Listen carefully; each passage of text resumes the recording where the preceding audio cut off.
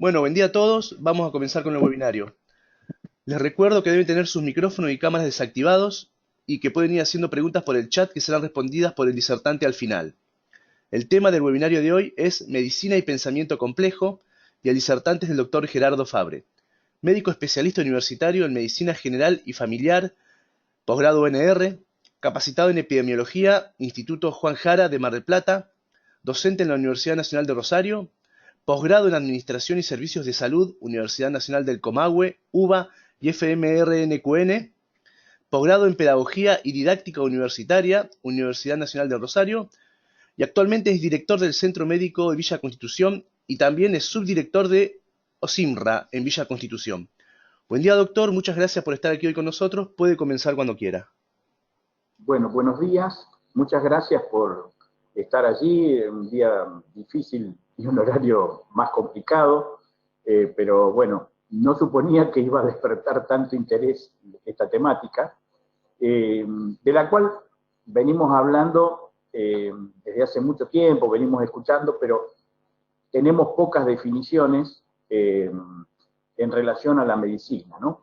Esto es una adecuación de una charla que dimos en la Facultad de Psicología de la Universidad de Tucumán, en el marco del Congreso, el 34 Congreso, 34 sería lo correcto, Congreso de Medicina General y Equipos de Salud y Encuentro con la Comunidad, en este pasado noviembre de 2019. La charla original estaba dirigida a médicos generalistas y bueno, la adecuamos para todos aquellos médicos que hacen medicina práctica, medicina clínica, de alguna manera, ¿no?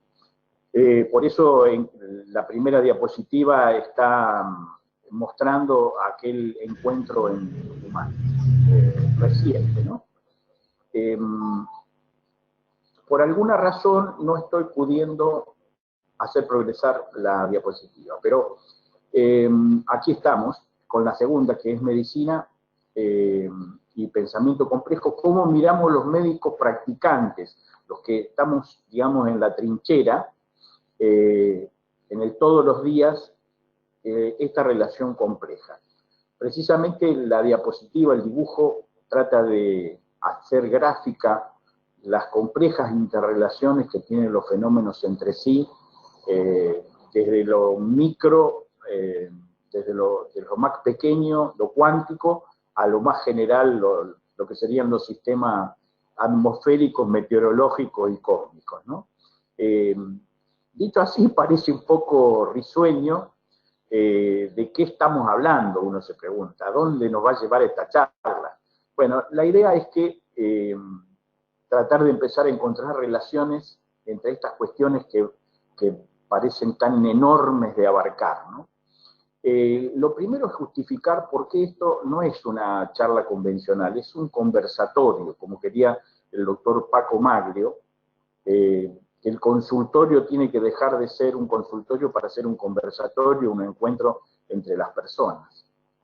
Y cuando uno se pregunta, bueno, ¿qué hacemos cuando investigamos? Necesariamente tenemos que conversar, tenemos que razonar, tenemos que reflexionar. En la enseñanza también, si bien hoy los medios de comunicación intermedian entre las personas, siempre es necesario entablar un diálogo entre diferentes formas de pensar para tratar de arribar a conclusiones, para abrir puertas. El aprendizaje es en sí una experimentación y reflexionar también es conversar, aun cuando lo hacemos a veces solos, pensando en voz alta, reflexionando o haciendo una introspección sobre nuestra tarea, ¿no? Entonces, la idea es que podamos interaccionar, que ustedes aporten, pregunten, hagan las reflexiones, aporten los ejemplos que crean más convenientes. Esta diapositiva un poco trata de ejemplificar así gráficamente esta idea que tenía Vesalio en el final de la Edad Media sobre el cuerpo humano como una fábrica, como un hecho mecánico, ¿no? Y cómo esta visión de de hace 400 o 500 años se ha venido trasladando a lo que hoy llamamos la medicina industrializada, en serie, como si tuviéramos la misma respuesta para todos los individuos, y pensamos que intercambiando piezas, reemplazándolas, realizamos correcciones y sanamos a las personas. Me parece que esta es una visión que se está agotando, que la gente además está demandando que digamos, humanicemos algunos aspectos de nuestra práctica. Bueno, este es un esquema sacado de la filosofía de la ciencia, de la epistemología, ¿no es cierto?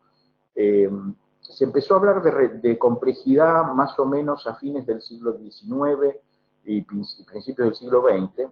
El que lo empezó a hacer fue un filósofo francés llamado el filósofo de la relatividad, el filósofo de lo cuántico, que empezó a hablar de este tema, del pensamiento complejo y de cómo los sistemas mecanicistas, el positivismo mecanicista, el lineal, unidireccional, no estaba alcanzando para explicar la realidad que iba apareciendo con la teoría de la relatividad y con la teoría cuántica. Menino, mamá. Hay un enorme concepto, ¿no?, que tiene que ver con el mundo de las ideas, de que, bueno, todo es relativo, que hay un enorme margen de incertidumbre, que nuestro conocimiento es incompleto sobre casi cualquier fenómeno que quisiéramos analizar, y que hay cuestiones de indecibilidad, que hay cuestiones que, aún con el máximo conocimiento científico, académico, enciclopédico, no es posible expresarlas en palabras, porque tienen que ver con la constitución humana del sujeto, con el fenómeno de la conciencia, de los sentimientos, de la aprehensión de las ideas, de la relación, de la interrelación entre los seres humanos, y que bueno, que hay cosas que las expresa bien el arte y no necesariamente la ciencia, ¿no?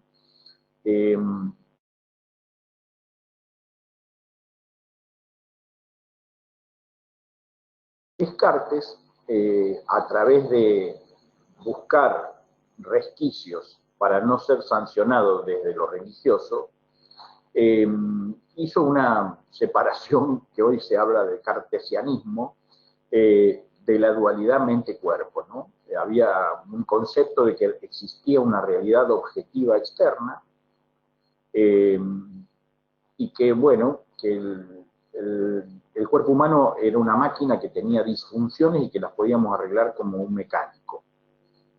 Esto, digamos, hizo predominar la visión anatómico-funcional de la fisiología y de la fisiopatología. Ahí nace todo, digamos, el enorme desarrollo francés y alemán sobre estos aspectos. Todos los fenómenos médicos eran o cuestión de adicionar cosas que nos podían hacer mal, o se sustraían cosas que nos daban discapacidad. Y el concepto de reparación mecánica, cambiamos una pieza, rompemos lo que está roto, suturamos aquello que está separado. Pensábamos fundamentalmente, y trajo una enorme evolución, no es una crítica, sino una descripción de una evolución histórica del conocimiento, se pensaba en la interacción físico y electroquímica y en la aislación del objeto de estudio. Pensábamos que aislándolo lo podíamos estudiar mejor, no podíamos estudiar todas sus características, y que si teníamos algún déficit en el conocimiento se trataba del famoso demonio de Laplace. El demonio de Laplace era la idea de que no conocíamos los más ínfimos detalles, se nos escapaban, y que en la medida que los fuéramos conociendo íbamos a encontrar explicaciones cada vez más contundentes, cada vez más certeras, y que en definitiva lo que nosotros hacíamos era ser un observador externo de una realidad objetiva externa. El concepto que se le oponía era el concepto de del pensamiento como una unión de la mente, la conciencia y el alma, se mezclaba la magia, el chamanismo, tenían como virtud que tenían una visión más holística, más global, situaban a los sujetos en su contexto histórico-social, lo ponían en una determinada cultura, la realidad era una realidad subjetivada, o sea, una realidad percibida por sujetos y por lo tanto con diferentes visiones. Empezó a aparecer el contexto ecológico, con la tríada ecológica como explicación de los fenómenos de las enfermedades infecciosas, y comenzó a verse que todas estas cuestiones tenían una interacción y una influencia mutua, y que era muy difícil separar el sujeto del objeto, que era muy difícil sustraer esa realidad supuestamente objetiva y externa de todo el contexto en el que se estaba desarrollando, del momento histórico, de la cultura, ¿no? Y se empezó a pensar en una integración del conocimiento de una manera contextualizada con estos hechos históricos sociales. También surge posteriormente la cuestión del psicoanálisis, la sociología como disciplina, que empieza a abrir nuevos campos. Uno de los conceptos interesantes que surgió de esta cuestión de la epistemología es que el entorno en el que estamos situados es una parte esencial de todos los seres vivos, y que ese ser vivo, aislado de ese entorno, necesariamente tiene otros comportamientos, tiene otras interacciones, y no necesariamente el laboratorio refleja las condiciones de la realidad. Después lo vamos a ir explicando un poco con ejemplos prácticos que yo traje para discutir y que ustedes pueden aportarnos. Uno de los conceptos de por qué necesitábamos adquirir el pensamiento complejo es que la enorme incertidumbre que existe en los campos del conocimiento, incluido la física, la química, etc., necesitaba de empezar a interactuar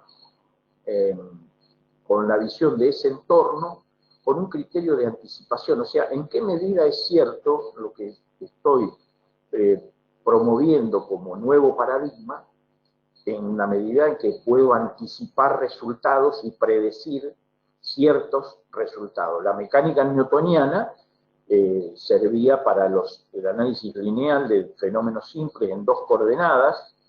Ya cuando introducíamos algo más que tiempo y espacio, las cosas empezaban a complicarse. Cuando introducimos en algunas variantes, por ejemplo en la balística, algo más que los conceptos de aceleración, de fuerza, ya empiezan las cosas a complicarse, y la anticipación empieza a perder exactitud, empieza a haber una enorme incertidumbre. De todas maneras, esa incertidumbre no es impedimento para poder accionar. La idea es que al reducir un poco la incertidumbre, adquiriendo pensamiento complejo, vamos a tener más capacidad de mejorar la vida de nuestros pacientes, ¿no?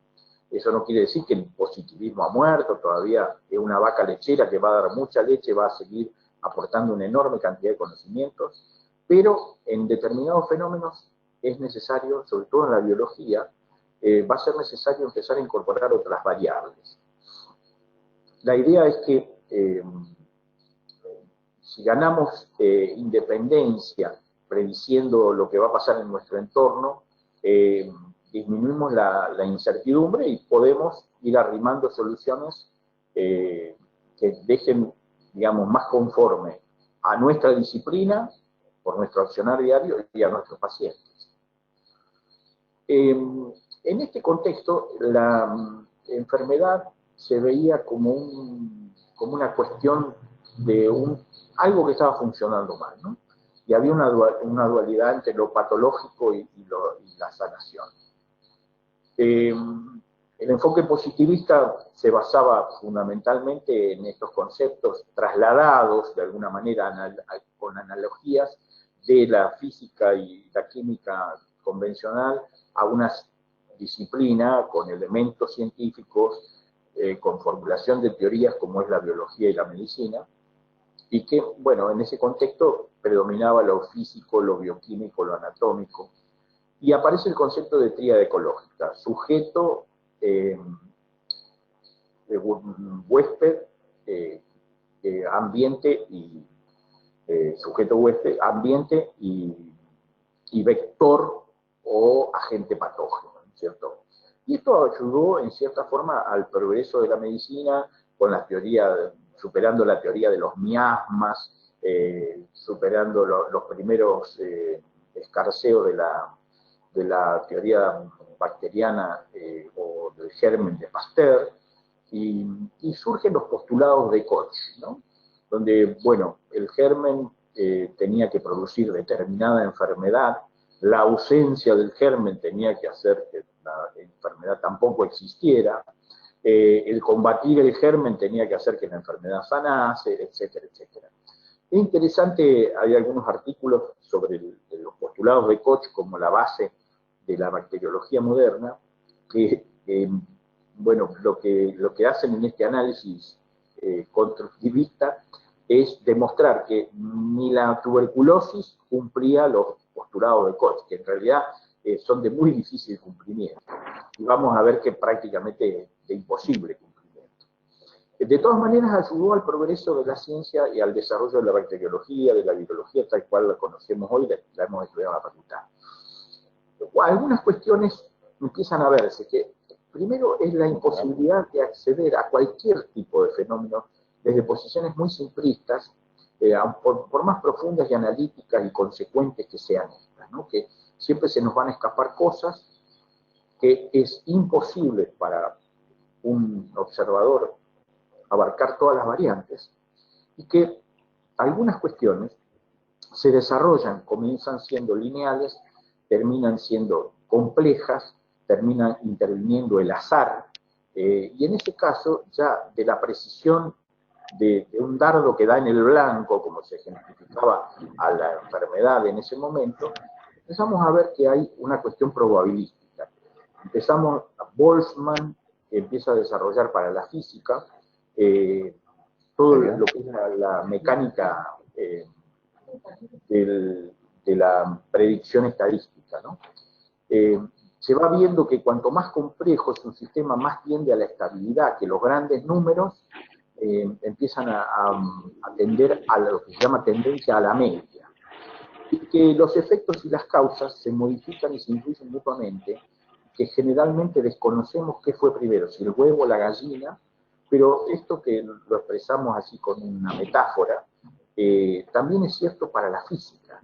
También se cumple en el mundo macro y microscópico y se cumple en el cosmos. De hecho, hay algunos postulados teóricos de la física que estaban esbozados o enunciados a principios del siglo XX, que recién pudieron ser comprobados con el desarrollo tecnológico a fines del siglo XX o a principios del siglo XXI, ¿no? Sobre, por ejemplo, el comportamiento dual de la luz como partícula y como corpúsculo y como onda, que a veces se comporta de una manera, a veces de otra, con los principios de incertidumbre de Heisenberg, donde se decide que si yo sé, por ejemplo, la posición de un electrón, difícilmente pueda medir la intensidad de la corriente. Y si mido la intensidad del fenómeno, no sé dónde está. Empieza a haber una verdad probabilística, ¿no? En la medicina empieza a aparecer el concepto de las causales psicosociales, empieza a aparecer el fenómeno de los determinantes socioeconómicos y culturales, empiezan a aparecer las visiones de que los problemas complejos, como expresa la frase, casi siempre tienen soluciones fáciles y, por supuesto, erróneas, totalmente erróneas. Empiezan a aparecer los fenómenos de globalidad, de complejidad, de orden, de desorden, de sistemas inestables, y ver que todos estos conceptos de desorden, de globalidad, de caos, no solo en el caos, no en el sentido que nosotros podemos dar al desorden común de la vida cotidiana, sino a un caos probabilístico, a un caos que tiene que ver con fenómenos físicos y químicos, son las características habituales de nuestro entorno.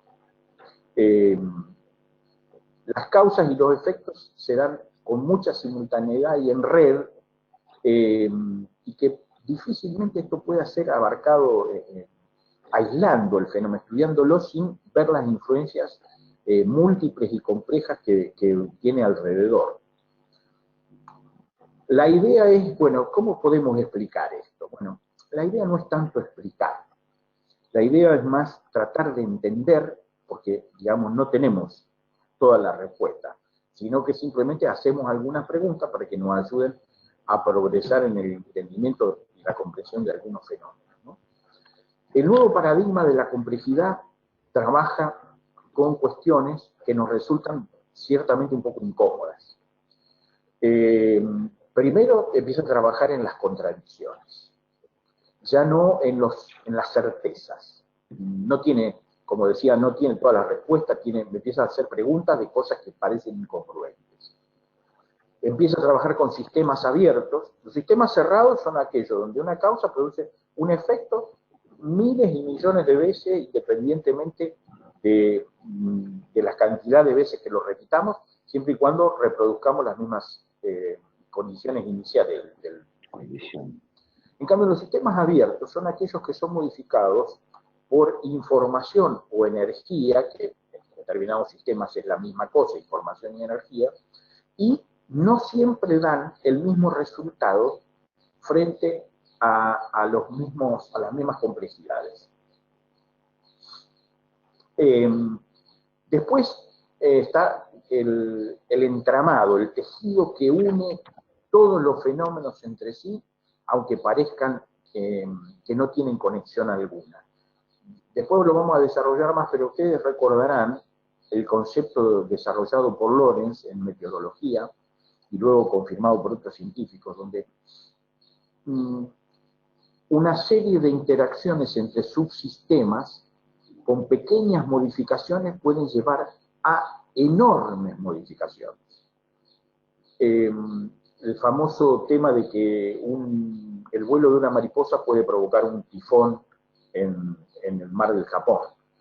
Esta es una metáfora para tratar de expresar que estos pequeños cambios dentro de subsistemas abiertos pueden interaccionar entre sí y dando cada vez una complejidad ascendente hasta desarrollar un tifón. Porque son sistemas inestables donde una pequeña información, una pequeña monto de energía o cuanto de energía, empieza una cascada en efecto dominó. Bueno, después está lo global. Digamos, hay cuestiones que son macro, que nos afectan a todos por igual. Está la visión sistémica, que tiene que ver con la termodinámica, con los 4 principios de la termodinámica. Y acá empieza a complejizarse. Los 4 principios de la termodinámica empezaron a ser muy útiles para explicar un montón de cosas, hasta que se introdujo el concepto de la conciencia o de la subjetividad del observador, ¿no? Empieza a aparecer el concepto de que no existen observadores, sino que son participantes, donde el ojo del observador modifica el fenómeno. Esto en medicina muchísimo más. O sea, ¿de qué manera me puede influir a mí sobre mi enfermedad, por ejemplo? Para dar un ejemplo simple, enterarme de que tengo posiblemente una enfermedad grave. Eso ya empieza a modificar mi sistema inmunológico, mi percepción de la realidad, las acciones que yo hago o dejo de hacer en función de ese conocimiento. Y esto de qué manera termina influyendo en la propia evolución de la enfermedad. Es el tema de a veces que nos planteamos en cierto tipo de depresiones. ¿Qué fue primero? ¿Bajó la serotonina o lo que me pasó en la vida hizo que la serotonina bajara y por eso yo me deprimí? Bueno, probablemente no haya una respuesta unívoca, ¿no? Está la cuestión de lo multidimensional, esto que hablábamos, que probablemente muchos fenómenos tengan que ser analizados desde múltiples puntos de vista. Esta fragmentación, a veces uno la vive con mucha incomodidad y dice, bueno, esto es todo un lío, un despelote, hablando mal y pronto, esto está todo, no, esto no se puede organizar, esto es un rompecabezas de difícil resolución. Bueno, nosotros vemos que la fragmentación en realidad es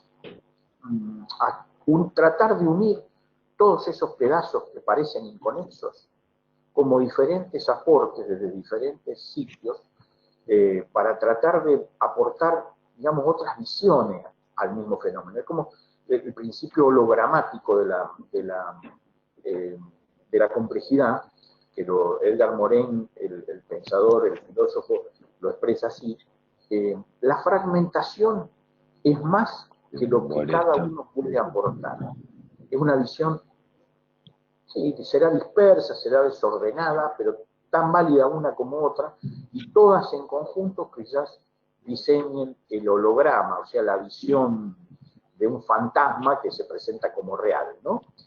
La idea que nosotros tenemos de los objetos como la visión que cada uno puede aportar. Está todo lo que tiene que ver con el contexto, está todo lo que, bueno, que uno por más que conozca supuestamente todo, la famosa biblioteca de Borges, donde estaba contenido todo el saber del mundo, aún así hay fenómenos que se basan básicamente en la incertidumbre, ¿no? Nosotros estamos frente a un nuevo paradigma, pero además estamos frente a un nuevo paradigma en un momento de una transición epidemiológica. Hoy los hospitales manejan agudos, no manejan más crónicos. Hoy los hospitales ya no atienden la enfermedad, la vieja enfermedad infecciosa, sino que hoy se dedican a las nuevas enfermedades emergentes. Hay una transición en el mundo poblacional, donde, bueno, la población va envejeciendo. Nuestro foco, cuando yo empecé a estudiar medicina, estaba en descender de la cifra cercana a los 2 ceros, la mortalidad infantil, tratar de descenderla a un 0. Bueno, y hoy estamos en una visión donde la mortalidad infantil tiende a ser más cercana a 0, ¿no? A menos del 10%, del 10 por mil de la población infantil. Entonces, hay todo un cambio. Hay un cambio en la sociedad. Esta visión del mecanicismo dualismo ha sido modificándose por lo cuántico, por lo unimismo en vez del dualismo, por tratar de concentrar en una sola unidad toda la concepción macro y micro, ¿no? Bueno, después la cuestión de la ecología, obviamente, como concepto no del estudio de una disciplina, sino como concepto del entorno humano. Esta diapositiva trata de hacer mención a las diferencias entre complejo y complicado y entre caótico y simple, ¿no es cierto? Lo caótico exige respuestas rápidas, hay que actuar, detectar y responder. Lo simple, bueno, es más fácil de clasificar, es más fácil de encasillarlo en un determinado modelo, de guías de práctica clínica, etc. En cambio, en lo complejo hay que empezar a detectar y a investigar y analizar la causa de las causas, ¿no? Como decimos nosotros.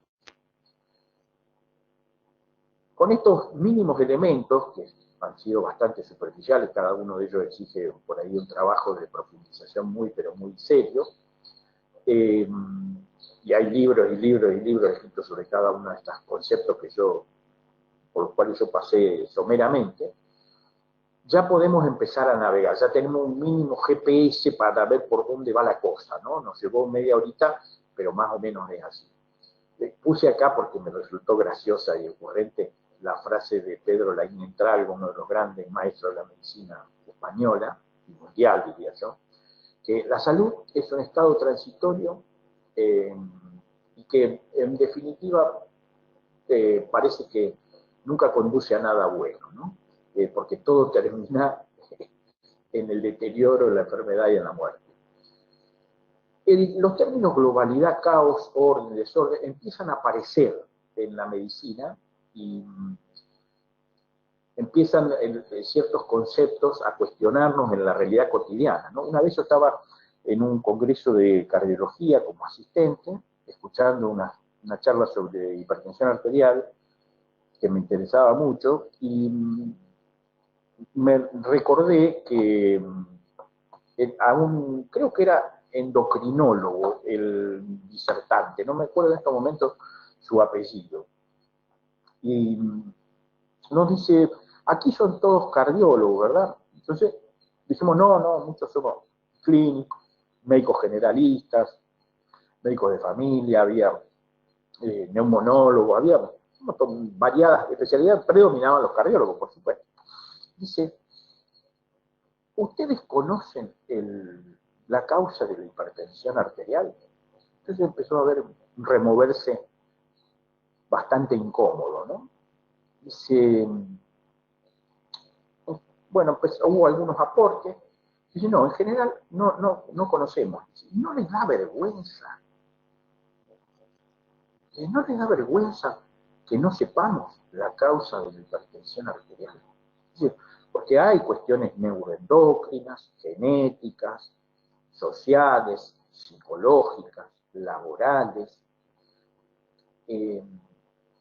pero no les da vergüenza que no sepamos la causa de la enfermedad que más muertes, que más frecuencia tiene en la sociedad moderna, que más aqueja a las personas de mayores de 60 años y que tiene también una buena representación cada vez más en sujetos jóvenes. Entonces, nos tendría que dar vergüenza como médicos no conocer esto, ¿no? Y para conocer las causas, él mostró un complejo esquema que me hizo acordar a un viejo libro de un científico argentino, discípulo de Hussey, compañero y discípulo de Hussey, que fue Braun Menéndez. Un bon vivant, un hombre, un tipo gentleman, un tipo que llegaba manejando en un Jaguar a la facultad, porque era de la familia Braun Menéndez, dueño de la Patagonia. Algunos de ellos tristemente célebres. Este hombre era un científico de primer orden y tenía en su libro, un libro viejo que alguien me había regalado, una página completa con todas estas interacciones complejísimas entre los órganos. Daba muy poca trascendencia a lo psicológico y a lo social en aquel momento, pero, digamos, en la práctica diaria uno ve que todas estas interacciones ocurren, pero que son disparadas en algún momento histórico del sujeto. ¿Por qué ese tipo se pone hipertenso en ese momento y no en ningún otro? ¿Por qué algunas personas las hemos tenido que hasta jubilar porque desarrollaban hipertensión severa en su trabajo, y cuando le hacíamos el mapa, en su casa no? Y el tipo volvía al trabajo y volvía a desarrollar hipertensión severa, y así continuamente. O sea, ¿por qué no nos indagábamos sobre las causas psicosociales que desencadenaban que ese sujeto se enfermara de esa enfermedad justo en ese momento, ¿no? Por supuesto que uno no tiene las respuestas, pero uno se preguntaba hasta dónde tendrá que ver esto, ¿no? También recuerdo a mi primer instructor de reumatología en el Hospital Freire de Rosario, que hoy es el PAMI 2, el doctor Soria, un hombre que murió joven, un médico extraordinario, me pareció a mí, me dejó impactado, yo estaba en cuarto año, y nos hizo entrevistar a todos los pacientes que ese día iban al consultorio de artritis reumatoidea, que él dirigía. Y nos dice, bueno, ¿qué conclusión sacaron? Y una de las conclusiones que nos llamó la atención era que era un hombre por cada 9 mujeres. Dice, muy bien, dice, eso es lo que cita la bibliografía.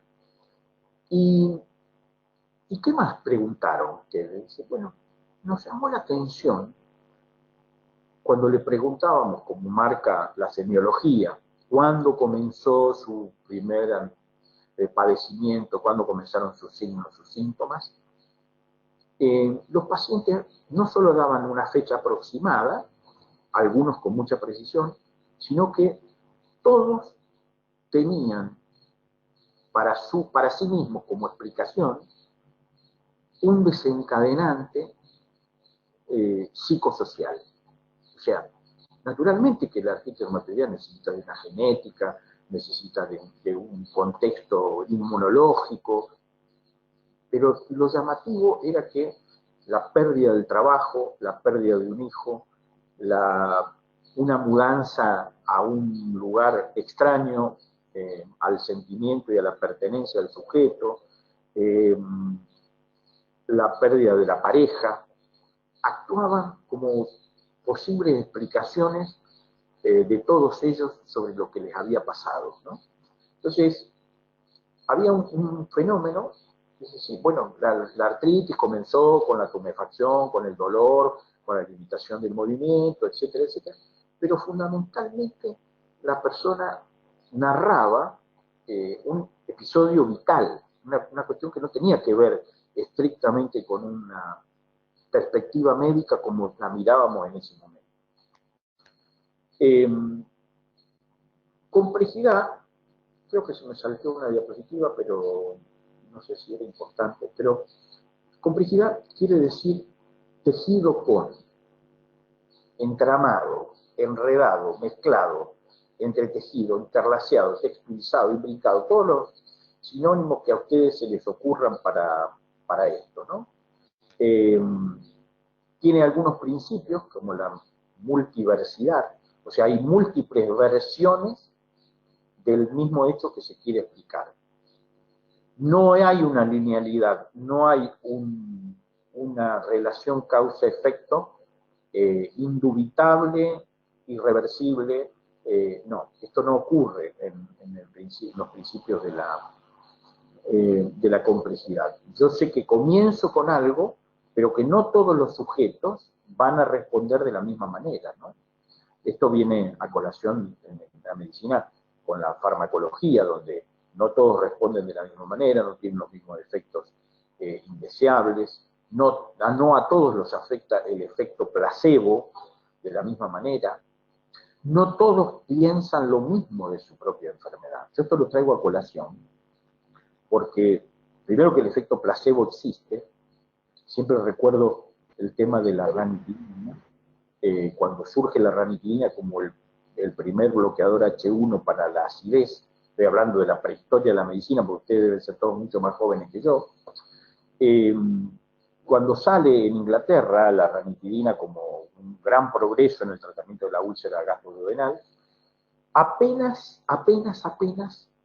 tenía resultados casi insignificantemente significativos, valga la contradicción y el oxímoron, que el tratamiento convencional y el tratamiento con placebos.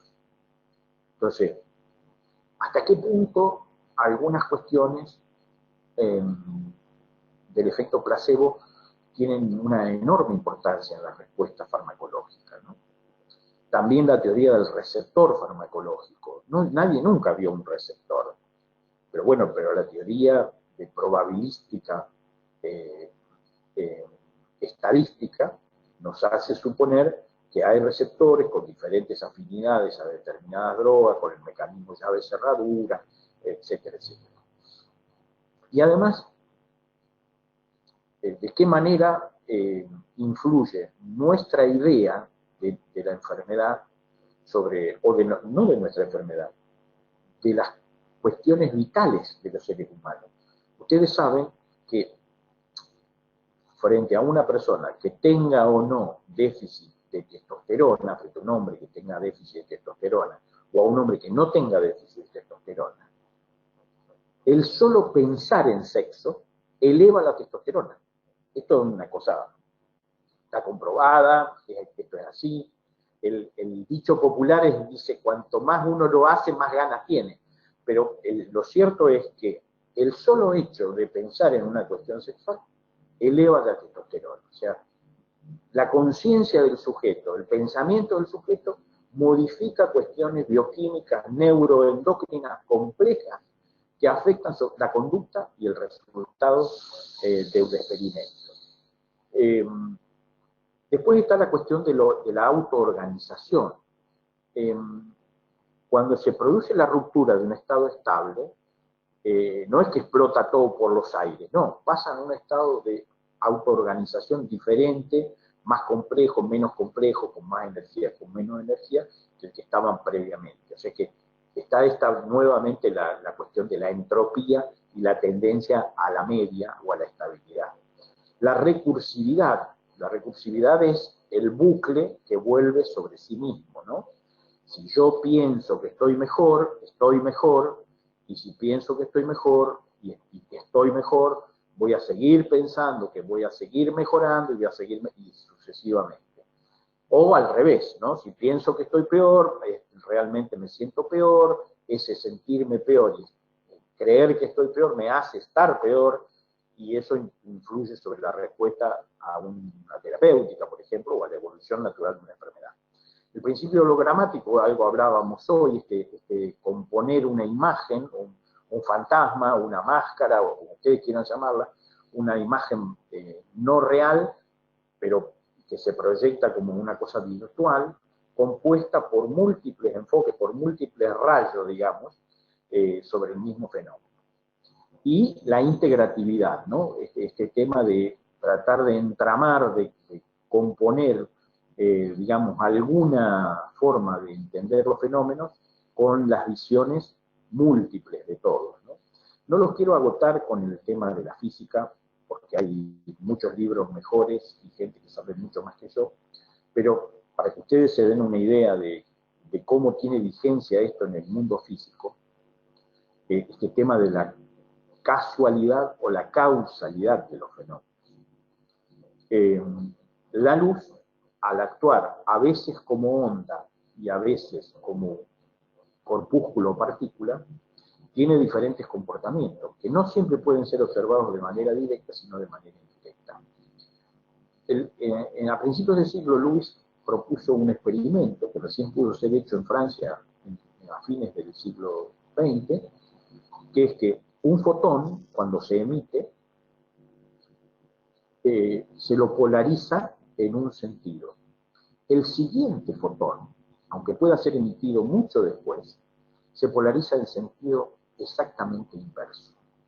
O sea, esas dos partículas que pueden estar distantes, sin embargo, se influencian mutuamente, actuando una vez como onda y una vez como partícula.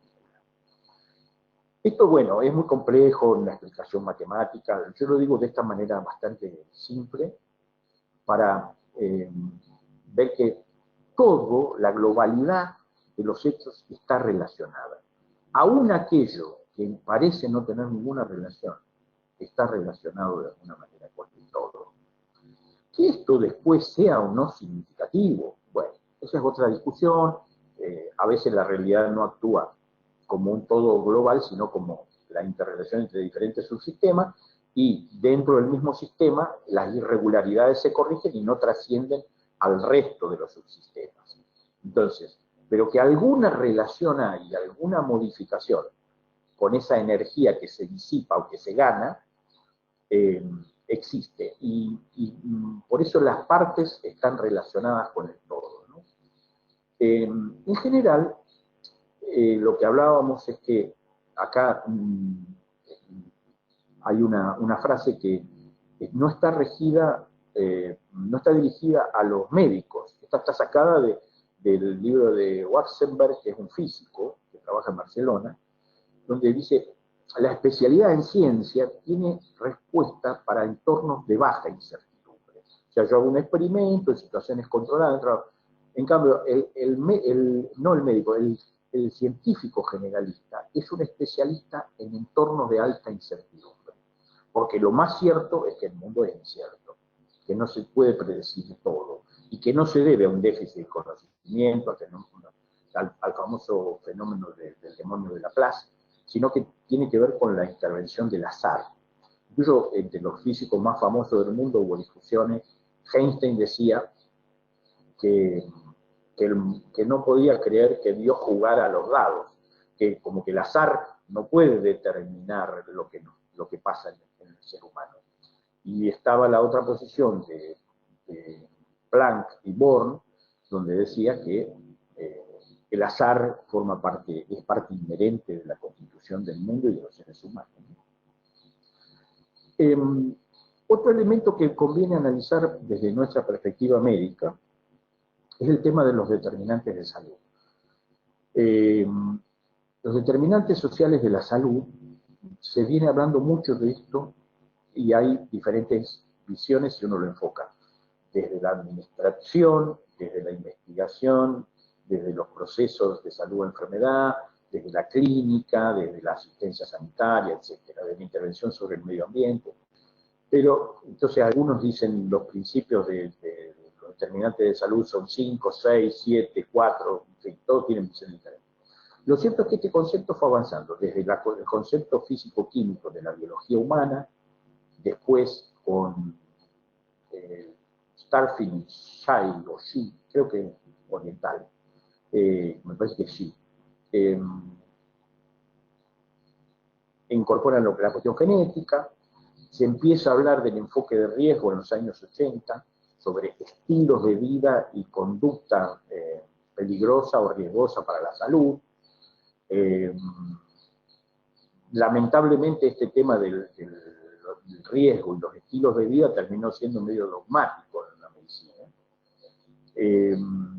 Después aparecieron los conceptos de incorporar el medio ambiente, ya sea desde el físico, climático, de los contaminantes químicos, pero también desde el concepto del medio ambiente como comunidad social en la que nos desenvolvemos. Se empezó a incorporar el concepto de asistencia sanitaria dentro de los determinantes de salud. ¿Por qué? Porque la medicina recién hace pocos años que tiene impacto verdadero sobre la morbimortalidad de los sujetos. Hasta hace no muchos años dábamos más confort, mejorábamos la calidad de vida, asistíamos a la persona sufriente, tratábamos de calmarle sus dolores, su padecimiento, pero en realidad en términos de resultados de morbimortalidad, teníamos pocos resultados. Recién, yo diría que a partir de los años 70, 80, etcétera, empieza la medicina a aportar cosas concretas. De hecho, fíjense ustedes la paradoja, ¿no? La tuberculosis comenzó a descender en el mundo desarrollado, sobre todo, en las grandes poblaciones urbanas, a fines del siglo XIX, principios del siglo XX, donde todavía no había ningún tubérculo estático, donde recién estaban empezando las teorías bacterianas, los postulados de Koch a producirse y a reemplazarse la teoría miasmática. Sin embargo, el enorme descenso de la tuberculosis ocurre merced a la disminución de la carga laboral, a la prohibición del trabajo infantil, sobre todo en las minas, pero el trabajo infantil en general, al descanso semanal, a la disminución de las jornadas de 16 a 12, 10, 8 horas. O sea, empieza a disminuir por cuestiones sociales, empieza a disminuir porque mejora el saneamiento medioambiental, el concepto de cloaca, de ambiente saludable, de aire, luz, de no vivir hacinados, de mejorar la alimentación. ¿Por qué? Porque se necesitaba población sana para producir. En ese momento la gran fuerza productiva era el cuerpo de los seres humanos. Lo sigue siendo hoy, pero en aquel entonces era muchísimo más importante. Entonces, la asistencia sanitaria recién empieza a ser importante, no con la aparición de los tubérculos estáticos, donde disminuyó muy poquito la difusión de la enfermedad. Empieza a hacer aparición las intervenciones quirúrgicas, los antibióticos, el progreso con algunas drogas hipotensoras, el control con algunos antipsicóticos. Recién ahí la medicina empieza realmente a tener un impacto muy importante sobre la morbimortalidad de la población y sobre todo el combate a las enfermedades infecciosas. También hay cuestiones de estructura macrosocial y poblacional que se han ido cambiando. Los diferentes actores, Mathieu, Lalonde con el esquema de la framboise en Canadá, Tarlov y Jeffrey Rose, que son dos epidemiólogos muy importantes. Y recientemente digo yo, para el gran conocimiento. En realidad el estudio de Whitehall de Marmot ya tiene como, creo que 20 años o más, donde él hace un estudio, es un cardiólogo del Reino Unido, creo que es originario de Nueva Zelanda, o de Australia, no estoy absolutamente seguro, pero una eminencia como epidemiólogo, profesor de la London Hygiene and Tropical Medicine de, de Londres, ¿no? Él hace este estudio y descubre que a mayor escala laboral, menor morbimortalidad, y que la disminución en la escala social, que significa, es un índice que en realidad lo que significa es nivel de educación, es nivel de ingresos, condiciones de habitabilidad, relaciones sociales, etcétera, lo que se llama en etología animal y humana posición tribal, o sea, depende del chimpancé, depende del grado de parentesco que tenga o de relación que tenga con el jefe del grupo, ¿no? Bueno, a menor escala, mayor morbimortalidad, y a mayor escala laboral, menor morbimortalidad. Este conocimiento, él lo puede demostrar en los dos estudios Whitehall, se cumple estrictamente. El único factor que no interviene ahí es un factor ya bastante conocido desde hace mucho tiempo, sobre todo en la enfermedad cardiovascular, que es las condiciones prenatales. O sea, los seres humanos, si sufrimos un estrés intraútero, si somos producto de un retraso del crecimiento intrauterino o producto de un menor peso al nacer, ese de hecho nos da un hándicap para tener mayor enfermedad cardiovascular y mayores posibilidades de enfermar y morir cuando seamos adultos. Es lo único que escapa, digamos, al estudio de Whitehall, porque es muy difícil retrotraerse a la historia. Nosotros mismos, algunos sabemos si hemos sido no prematuros, si hemos sido alto peso, bajo peso, normopeso, pero la mayoría de nosotros no tiene claro estrictamente como para preguntarlo y que tenga valor clínico, ¿no? Y después está el otro estudio, que es el Harvard Study for Adult Development. Otros le dicen el Growth Study, el estudio de crecimiento. Otros le dicen el estudio de cohorte de Harvard. Este estudio se viene haciendo desde 1936 o 38 en Harvard, siguiendo a los jóvenes más privilegiados del planeta, la gente con mayores niveles de estudio, de relaciones sociales, de ingresos, en una de las universidades más prestigiosas del mundo. Bueno, los bienes, incluso en alguno de las cohortes estuvo el fallecido, el asesinado presidente John Fitzgerald Kennedy. Lo vienen siguiendo desde hace muchísimos años. Todos, algunos han muerto, por supuesto, pero hay muchos vivos todavía. Y se los siguió testeando y haciéndole entrevistas y mandándole cuestionarios y teniendo entrevistas telefónicas todos estos años. Fíjense, estamos hablando de casi, no sé, estamos hablando de casi 90 años de seguimiento.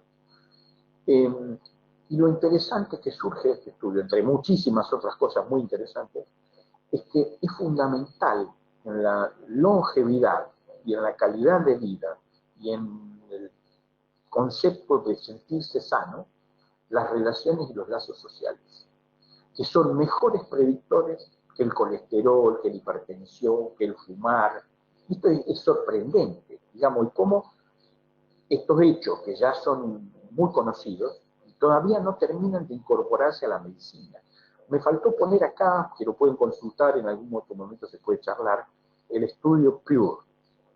Hoy que está de moda este tema de la comida, del comer sano, de los veganos, de los vegetarianos, de los prudencios, de los prudelios, de los... Bueno, hoy que está el estudio Pure, o Puré, como le quieran decir, donde desmistifica muchas de estas cuestiones de la alimentación, ¿no? Y cómo la medicina tiene que empezar a poner el énfasis y la búsqueda en otras cosas. Acá puse esto, que son una foto digitalizada de los capilares de un órgano, donde habla de lo rizomático, ¿no? La irradiación de las cosas como si fueran raíces o como conceptos de arborescencia que son irrepetibles, que dan una frondosidad de una complejidad creciente y recurrente, ¿no?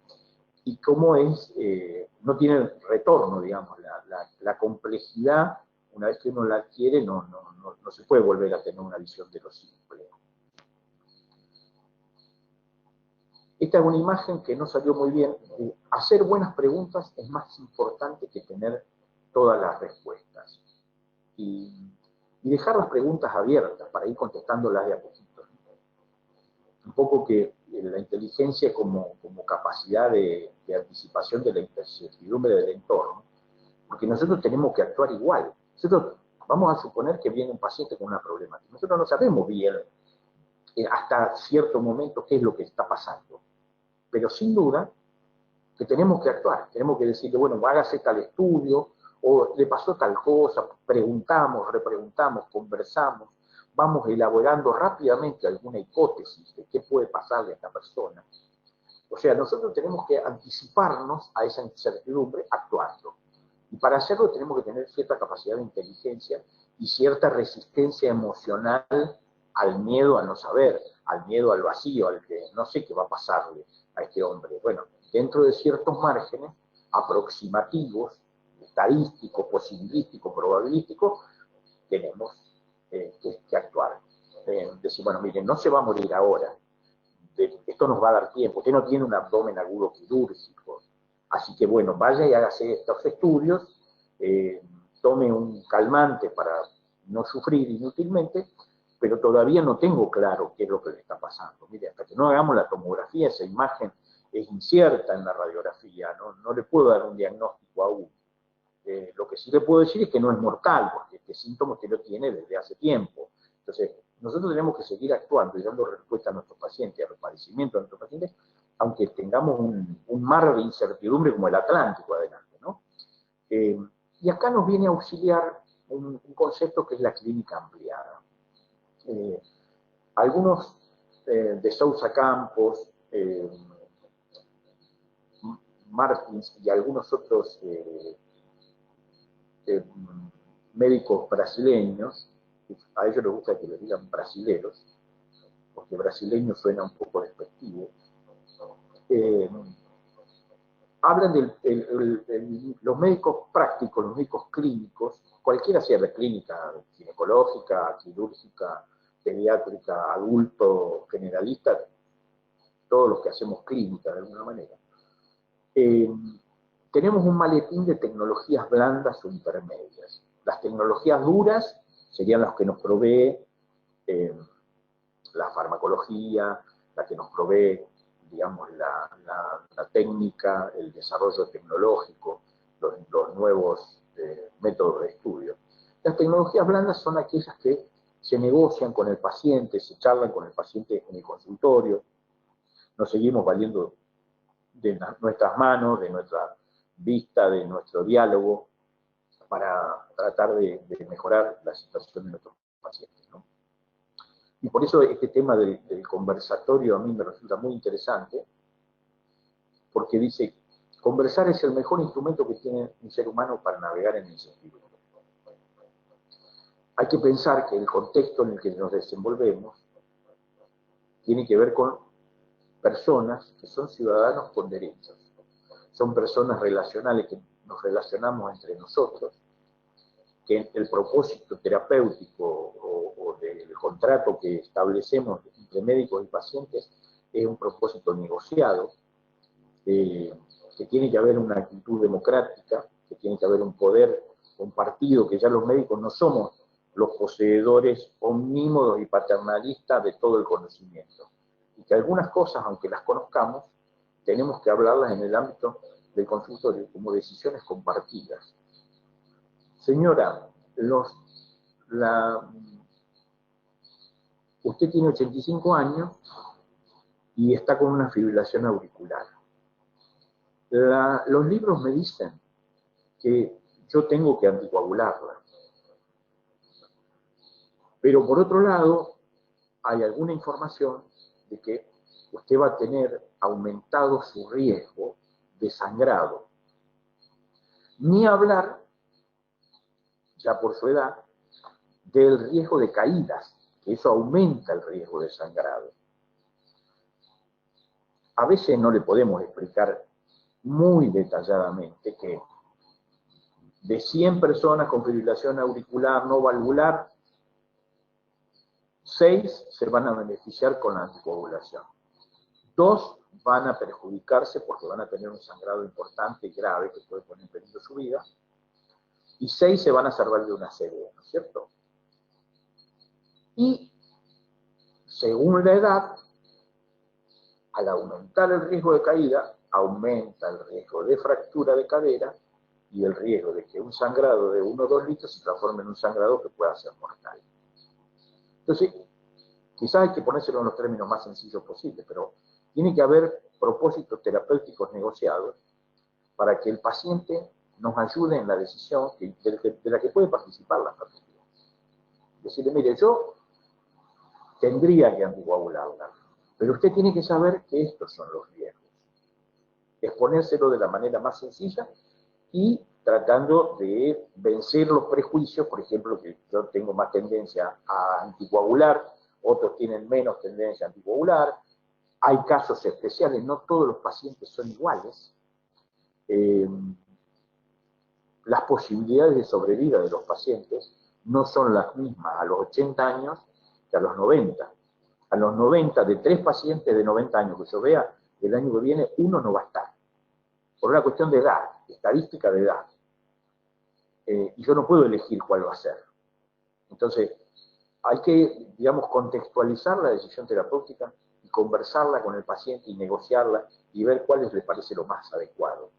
En muchos casos, yo pongo este caso de la fibrilación auricular porque es un buen ejemplo, pero en muchos casos tiene que ver con medicamentos que hacen daño o que no son inocuos o que ejercen un efecto placebo o que tienen interacciones, bueno, por ejemplo, yo no soy de medicar ni glucosamina, ni ácido hialurónico, etcétera, etcétera, etcétera.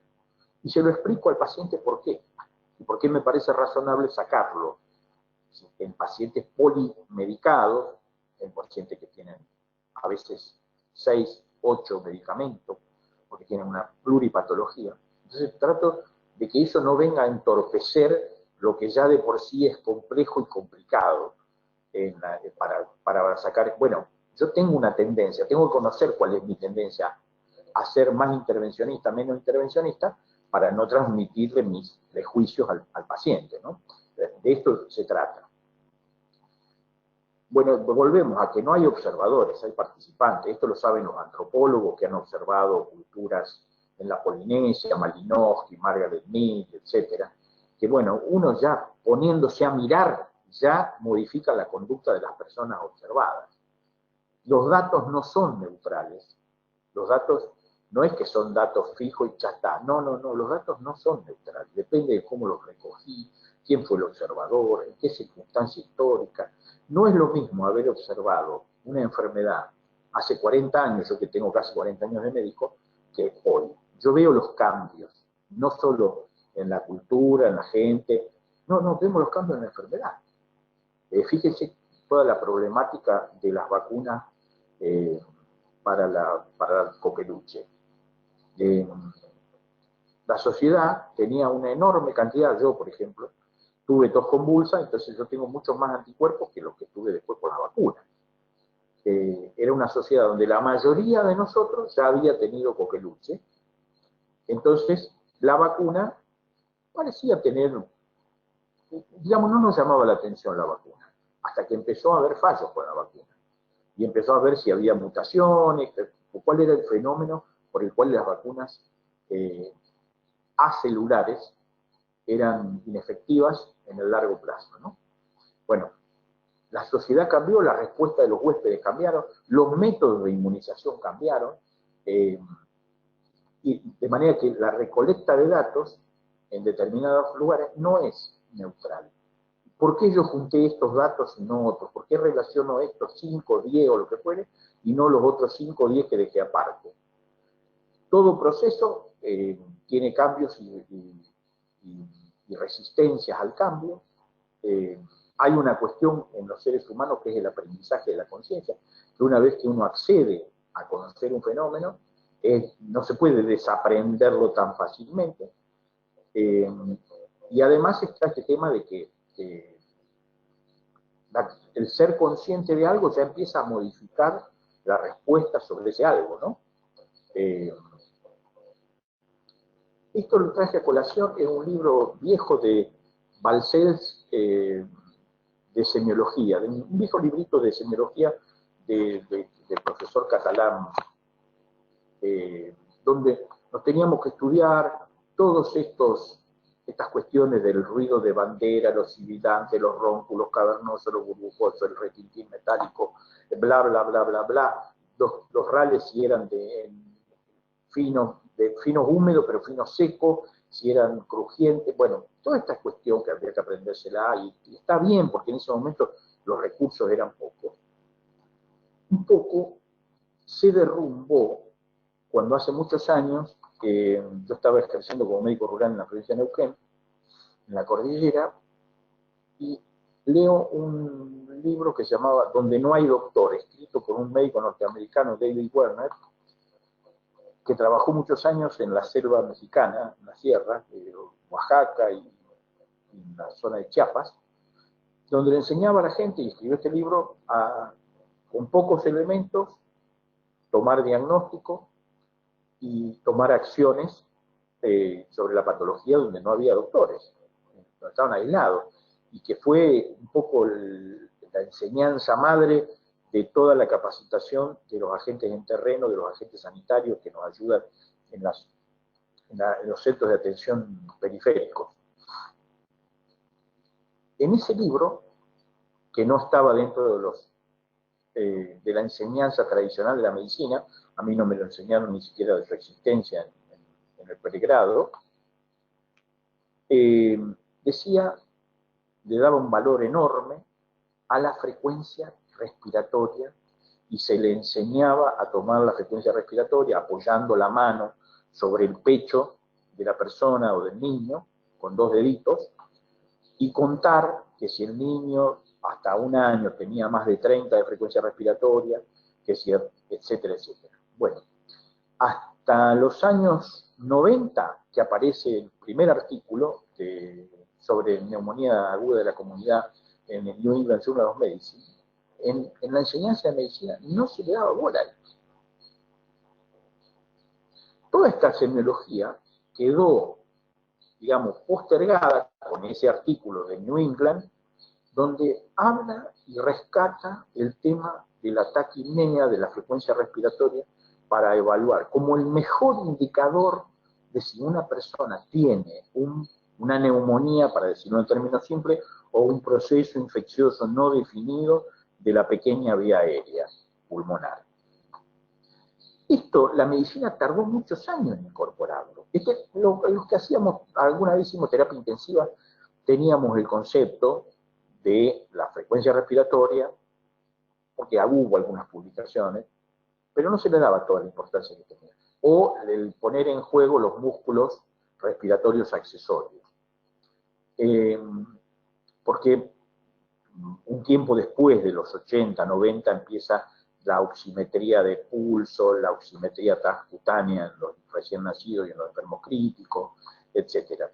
Pero hasta ese momento, el concepto que mejor definía la posibilidad de que un enfermo tuviera una infección grave de los pulmones no estaba incorporado con la fuerza y la necesidad en la enseñanza de la medicina.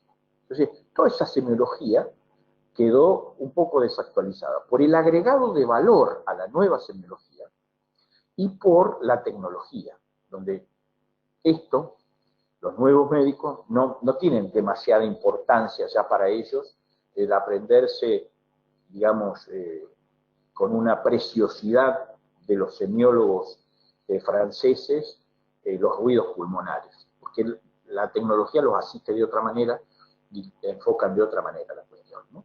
Y además se le está agregando valor a determinados signos que cobran una importancia muy fuerte, porque se busca resolución rápida y ver qué relación existe entre este signo y determinadas enfermedades. Un concepto que lo traje acá a propósito, me parece que voy a tratar de acelerar un poco para redondear, es la enfermedad como una construcción cultural. Cuando yo estudiaba medicina, la mayor parte de los esquizofrénicos eran enfermos, eran esquizofrénicos floridos, alucinaban, se creían Napoleón, se creían Dios. La mayor parte de los esquizofrénicos eran así. Tenían una profusa sintomatología florida, el delirio, la desorganización, etc. El famoso signo del espejo, bla, bla, bla. Y una sola vez vi una esquizofrenia hebefrénica, que además los libros decían que era rara. Hoy, la mayor parte de los esquizofrénicos que yo he visto en mi consultorio, que sigo viendo muchos pacientes yo diariamente, son hebefrénicos. Son una pobre sintomatología. Es el enfermo, recuerdo aquel primer hombre, era un ingeniero químico joven, que lo trajo su esposa a la consulta, donde la mujer no sabía explicar bien, pero que él había cambiado mucho, que estaba empobrecido, que no tenía voluntad, que no expresaba ningún deseo, que se pasaba horas sin hablar, jugando con un instrumento musical, o haciendo dibujos, o simplemente mirando por la ventana, no haciendo nada, o mirando la televisión sin saber lo que veía. ¿Querés comer? Bueno. ¿Querés dormir? Bueno. ¿Estás cansado? No, pero ¿no querés dormir una siestita? Bueno. Hoy, la mayor parte de los esquizofrénicos son con ese empobrecimiento, y eso es un condicionante cultural. Fíjense ustedes todo el proceso de desmanicomialización que hizo Basaglia en Italia, que se hace en Río Negro, en otros lugares, donde los locos, de haber sido marginados de la sociedad a través de la reclusión, hoy están siendo incorporados a la sociedad, hay nuevos antipsicóticos, se permite el control de otra manera, y la sociedad tiene un cambio, hay como un cambio de actitud, ¿no? Antes a la persona discapacitada se la ocultaba, las familias ocultaban la presencia de un discapacitado. Cuando por alguna razón salía a la calle ese discapacitado, todo el barrio se asombraba porque desconocían su existencia. Hoy la actitud es más abierta, estas cosas se hablan. Traje a colación el tema de la fibromialgia, porque algunos dicen que es una no enfermedad, que es producto de que es un equivalente somático de la depresión por la enorme carga, por la enorme exigencia autoimpuesta y heteroexpuesta por la sociedad y por la propia mujer, que la mayoría son mujeres, pero hay hombres con fibromialgia, que tienen una determinada edad, aunque hay jóvenes, la mayoría son de edad media, porque tienen que ser lindas, tienen que ser inteligentes, tienen que ser buenas madres, tienen que ser buenas esposas, tienen que ser súper eficientes, tienen que ser más eficientes que el hombre, etcétera, etcétera. Ese cansancio, esa sobreexigencia termina expresándose en el cuerpo, termina poniéndose en el cuerpo como una enorme sobrecarga. Y esto es una carga social, cultural que está impuesta sobre esas personas. Porque, en definitiva, un día la fibromialgia se va, nadie sabe bien por qué, y un día desaparece. Y que además, si no uno le da antidepresivos y sedantes, la enfermedad provoca un enorme monto de sufrimiento. Entonces, hay cuestiones que tienen un íntimo disparador en la cuestión de la carga social y cultural. Lo mismo pasa con la depresión, hoy una enfermedad que está enormemente difundida. Ya no es la depresión del catatónico que se tira a morir en una cama, porque no come más. Hoy la depresión tiene otras expresiones, hay depresiones agitadas, ansiosas, se superpone con otras patologías mentales o físicas. digo, todas estas cuestiones las traigo a colación porque, por ejemplo, el efecto viudez, todos conocemos el efecto viudez, pero nadie lo había estudiado como Christakis, un médico y sociólogo que trabajaba en Estados Unidos en una gran institución geriátrica, y empezó a ver la cadena de patología que desencadenaba la muerte de uno de los cónyuges, y cómo empezó a estudiar que en una red social de relaciones con diferentes intensidades, la cantidad de efectos de morbilidad, de enfermedad que producía en todo el entorno social de esa pareja que había perdido un miembro. Incluso en el miembro que queda sobreviviendo, cómo puede fallecer a los 6 meses, ¿no? Es mucho más frecuente. Si supera esos 6 meses, parece ser que empieza a disminuir la carga de mortalidad, pero en esos primeros 6 meses es un sujeto de altísimo riesgo el que queda vivo. Y esto tiene que ver más con otras cosas, con la soledad, con la inequidad, con el abandono social, con el desempleo, con la disgregación de los núcleos familiares, la mudanza, que la mudanza, después de la pérdida de una pareja, de un hijo, y de la pérdida laboral, la mudanza es uno de los mayores factores de estrés en la persona. Bueno, ni hablar la desprotección, el desapego, las migraciones, enfermedades de las sociedades modernas, producto de los cambios climáticos y de los cambios sociopolíticos y las guerras. Bueno, es conocido desde hace muchos años el trastorno de deprivación, de trastorno de crecimiento por deprivación psicosocial, ¿no? Los famosos hospitales en Nueva York, donde la mortalidad, hospitales infantiles, donde la mortalidad era del 100%, hasta que se empiezan a introducir ya otros auxiliares, se empiezan a poner más auxiliares femeninas, y empieza a disminuir la mortalidad cuando el chico empieza a ver caras, cuando empieza a sentir afecto, cuando lo tocan, cuando lo alzan, cuando lo cambian, etc., ¿no? El jefe de los psiquiatras de la OMS, en este momento no me sale su apellido, él habla de la etapa descivilizatoria, ¿no? Que cuando las sociedades hacen un culto del narcisismo de la juventud y abandonan a los niños, a los discapacitados y a los viejos, entramos en una involución, es una etapa descivilizatoria, ¿no? Donde estamos mostrando lo peor de los seres humanos. Esta es una pintura de Pollack, un pintor que tenía severo trastorno, pero era un genio. Acá lo que hablábamos hoy, la fragmentación es más de lo que cada uno puede aportar para producir salud. O sea, sí, uno lo ve como fragmentado, roto, disperso, disgregado, pero son todas visiones diferentes que pueden aportar a un mismo fenómeno. El asunto es organizarse para ver cómo todas esas cosas pueden interaccionar. El tema de la clínica ampliada no pretende explicar, sino que trata de entender, de comprender.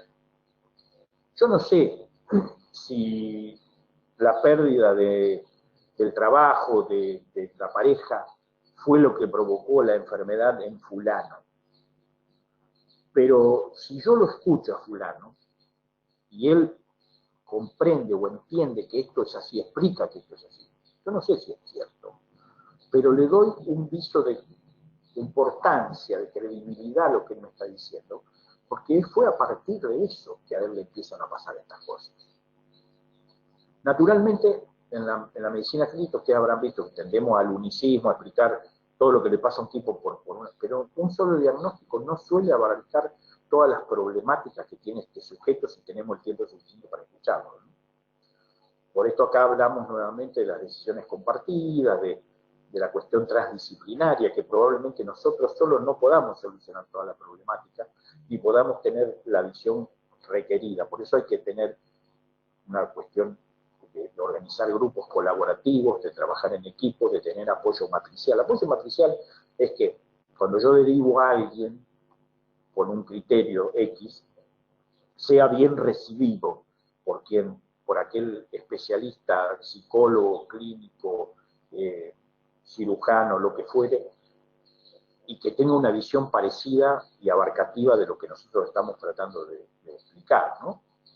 Y para esto tiene que haber apoyo institucional, tiene que haber un clima de democracia institucional, y acá vemos que la gestión y la clínica están profundamente implicadas. O sea, si yo quiero solucionar algunos problemas, voy a tener que facilitarle la accesibilidad, voy a tener que facilitarle la consecución de los turnos, derivarlo a un especialista que me ayude a solucionar el problema, que sea contenedor, que no sea, digamos, rechazador, que no viva esto como una carga de trabajo importante, sino que se sienta comprometido e implicado en un equipo, ¿no? Y bueno, por supuesto que está lo ético y lo político. Esto también explica algunas cuestiones, ¿no? Yo no creo que esté mal ponerse la cintita rosa para combatir el cáncer de mama, pero me parece que lo ético y lo político rescata una frase dicha por las mujeres que se sintieron usadas en la década del 80 y del 90 en un estudio multicéntrico sobre el cáncer de mama y cirugía, que el cirujano jefe, un canadiense que ejercía en los Estados Unidos, el cirujano jefe del estudio sesgó y modificó datos a favor de la cirugía del reemplazo de la mama por prótesis, que ahí estaba el negocio, y las mujeres descubrieron esto. Y dijeron, a nosotros no nos convocaron para discutir este estudio. Y ellas, sin ser médicas, descubrieron la falsedad de los datos, y entonces elaboraron una frase que dice, nada sobre nosotros sin nosotros. O sea, ningún estudio del que seamos partícipes puede hacerse si nosotros no estamos en la mesa de discusión. O sea, si nos van a usar como animales de experimentación, está bien, entendemos el progreso de la ciencia, todo, pero esto está atravesado por otros intereses políticos, éticos, comerciales. Entonces nosotros queremos estar en la mesa de discusión para no permitir estas desviaciones, que fue un escándalo, pero no pasó nada. Nadie terminó, lo culpabilizaron, pero no lo sancionaron. Este es otro de Pollack, para ejemplificar un poco lo complejo de la situación.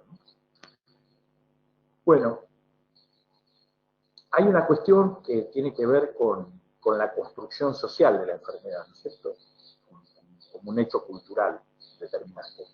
Los ingleses tienen 3 palabras para hablar de las enfermedades. La enfermedad en sí como entidad patológica, la disease, la illness, que es el sufrimiento individual, y sickness, que es el concepto social del sujeto enfermo, del enfermo, de la persona que padece, ¿no? Y en castellano no existe esta variedad, ¿no es cierto? Pero hay una cuestión que tiene que ver con lo individual, con cómo me siento yo como sujeto enfermo. Hay otra cuestión que tiene que ver como todos los sujetos que padecemos esta enfermedad, ¿no? La visión de la enfermedad como un hecho particular de un grupo social, como un colectivo social. Y la sickness, que es la visión que toda la sociedad y la cultura y el tiempo de esa época tienen sobre el fenómeno ese, ¿no? Y me pareció interesante. Yo descubrí este concepto hace muchos años tratando de entender por qué en los resúmenes en inglés usaban de diferente manera estas expresiones. Y esto va variando de acuerdo a la época. Ya Foucault en el nacimiento de la clínica, hace todo un desarrollo de cómo se va conceptualizando el concepto de enfermedad, cómo se va construyendo el modelo clínico. Tenemos que entender que hay diferentes concepciones del proceso de salud-enfermedad, que hay distintos modos de obtener y de producir salud, que hay que tratar de respetarlos y comprenderlos.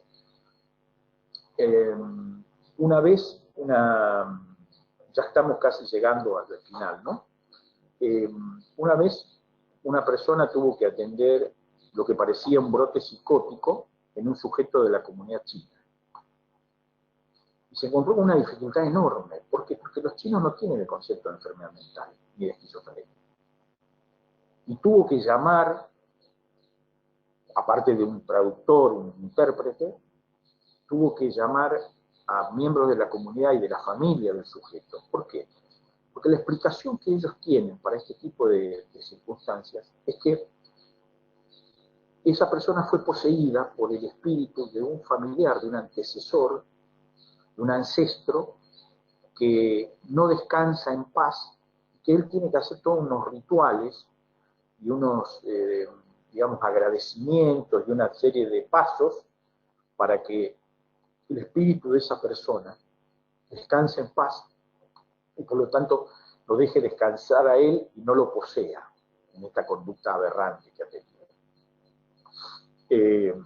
Y si uno no entiende desde ese punto de vista, lo mismo pasa, bueno, en la comunidad mapuche, lo mismo pasa en otras comunidades de pueblos originarios. Si uno no tiene respeto por esas creencias, para ellos es tan importante eso como lo es, por ejemplo, para los testigos de Jehová, el tema de las transfusiones. O como puede ser para un católico profesante, su idea de Dios y su idea de que le den la extrema unción a un moribundo. Entonces, digamos que hay que tratar de situarse en el respeto y en la comprensión de estos fenómenos y tratar de articular negociadamente algo que lo pueda beneficiar al paciente. La búsqueda de la salud se hace con las personas y hay que intervenir con respeto sobre esas culturas. A veces los médicos somos un poco avasallantes desde nuestra visión occidental y poco reflexivos para estas cosas, ¿no? Lo puse a propósito así y recuerda que, de corrido, como el vals de Chabuca Granda, lo dice el estudio de Harvard del que hacía mención, del cual Robert Waldinger, que es el jefe de psiquiatría de Harvard y es a su vez maestro Zen, dice, los buenos genes está bueno, está bien, pero disfrutar o divertirse es mejor.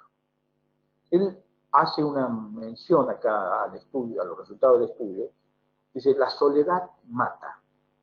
Es tan poderoso como fumar o como el alcoholismo.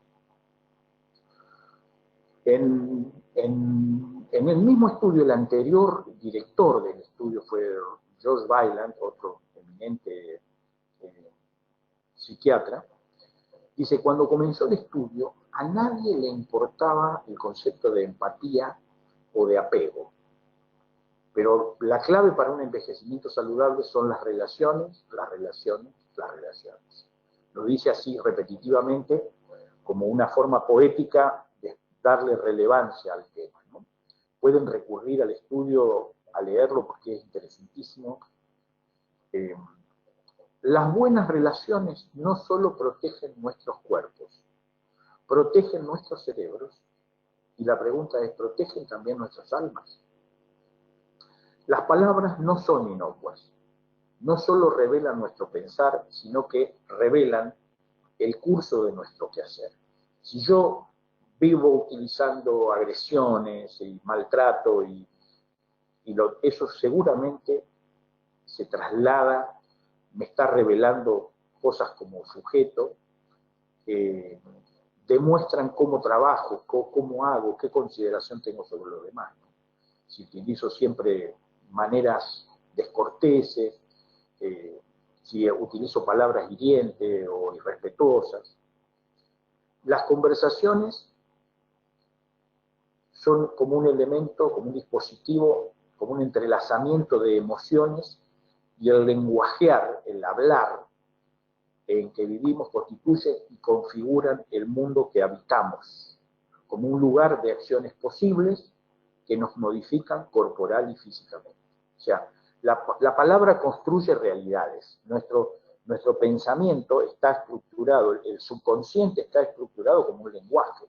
De manera que las palabras, cuando yo hago referencia a una mesa, como el memorioso de Borges, que recordaba todas las mesas, entonces es imposible, te volvés loco. No. Cuando vos decís mesa, tenés una construcción genérica en el subconsciente de lo que significa la palabra mesa. El subconsciente y nuestra concepción del mundo está concebida como un lenguaje. Pero hay que saber que hay cosas que el lenguaje no puede expresar, que se expresan con vivencias, con sentimientos, con otras cosas. Pero de todas maneras tenemos que ser muy cuidadosos en el uso de la palabra, ¿no? Acá hay una breve mención en broma sobre la bibliografía, ¿no? Que está el nombre de muchísimos pensadores modernos, antiguos, no tanto, que yo cito, algunos porque los leí y no comparto la idea de ellos, como Deleuze y Dahlke, que ellos hacen un profundo hincapié en lo psicológico. A mí me parece que Giosa también, pero tiene una visión más amplia. A mí me parece que lo psicológico explica una parte, pero no alcanza a explicar todo, ¿no? Me parece que por eso el acceso a la complejidad. Por último, cuando se despedían los navegantes, que la mar y la suerte no sea favorable, bueno, que la incertidumbre no sea favorable. Así que muchas gracias por haber tenido la paciencia de llegar hasta acá. Estoy disponible para las preguntas. Doctor, tengo ya un primer aporte del doctor Arturo Serrano. Dice, doctor Fabre, felicitaciones, una brillante exposición, sobre todo porque complejiza y trata de explicar la complejidad cotidiana. Aporto que también tenemos explicaciones anarquistas tipo Pter Skrabanek, que de la lógica opuesta explica de una manera racional contradicciones del sistema sanitario que reproducimos a diario. Sí, muchas gracias por el aporte, Arturo. Sí, la idea es que, digamos, si nosotros tenemos que pensar los fenómenos sanitarios, los procesos de salud y enfermedad, naturalmente que tenemos que hacer a veces una desconstrucción de conceptos. Tenemos que tener una mirada crítica, analítica, sobre cosas dadas, nos tenemos que dar un espacio reflexivo, porque a veces muchas cosas nos pasan por delante, y en esta medicina industrializada, que tenemos que ver pacientes, porque nos lo impone un empleador, que nos dice 10 minutos, en España son 6 minutos por paciente.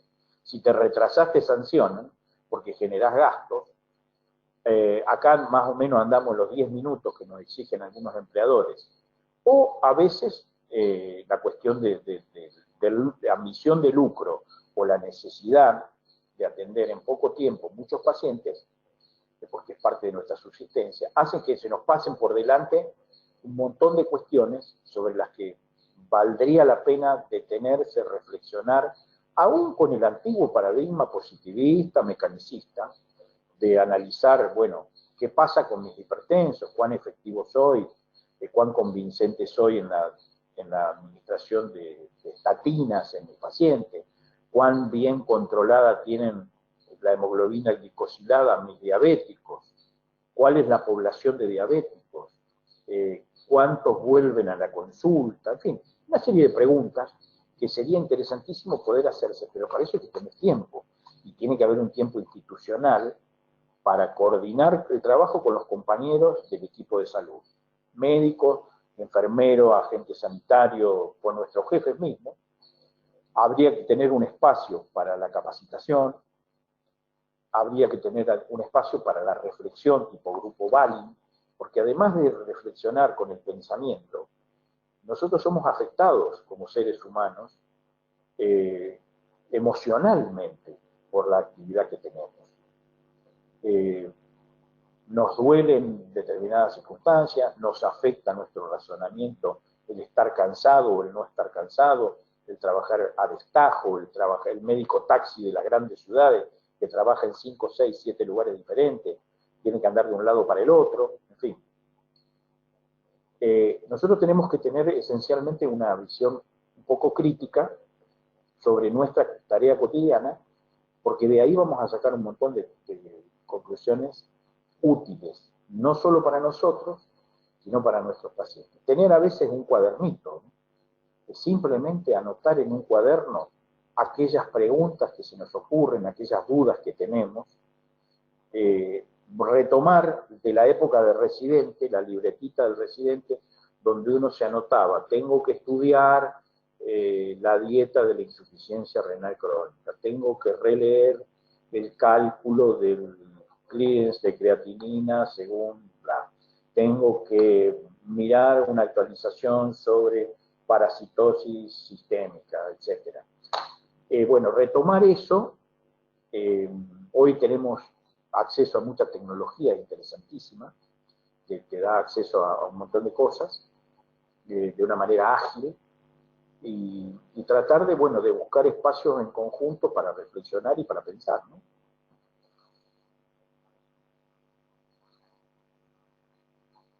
El doctor José Oscar Sturniolo, felicitaciones al doctor Fabre y al Colegio de Médicos por la elección de esta temática.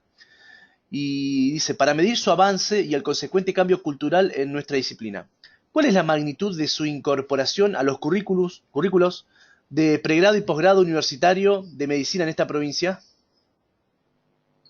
Todavía, según yo sé, gracias por el aporte, todavía, según sé, es poco.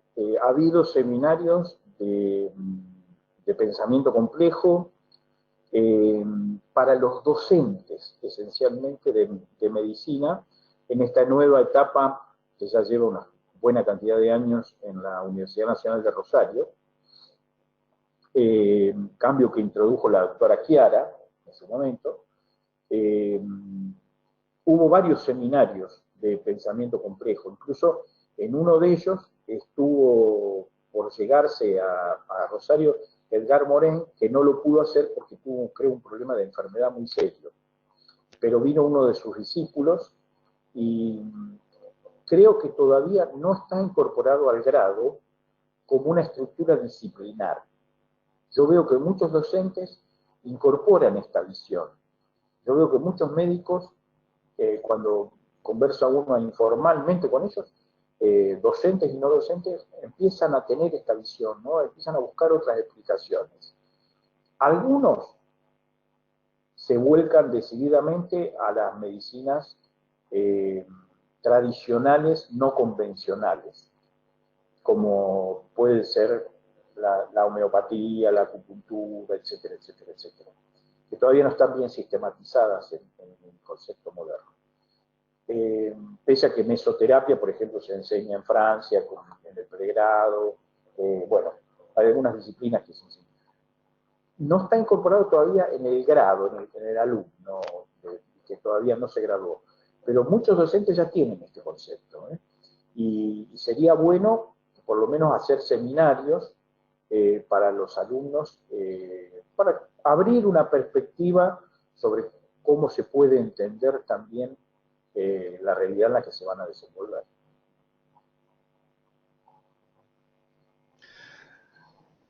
Doctor, el doctor Arturo Serrano recién me mandó un mensaje, hay una fuerte tormenta eléctrica en Santo Domingo y se quedó justamente sin energía eléctrica y por eso sin querer tuvo que salir de la reunión. Pero quiso hacer un aporte y me mandó un audio por WhatsApp, el cual yo ahora le voy a hacer escuchar a todos. Sí, cómo no, Tomando la encantado. descripción del doctor Fabre, ha ido cambiando todo esto, ¿no?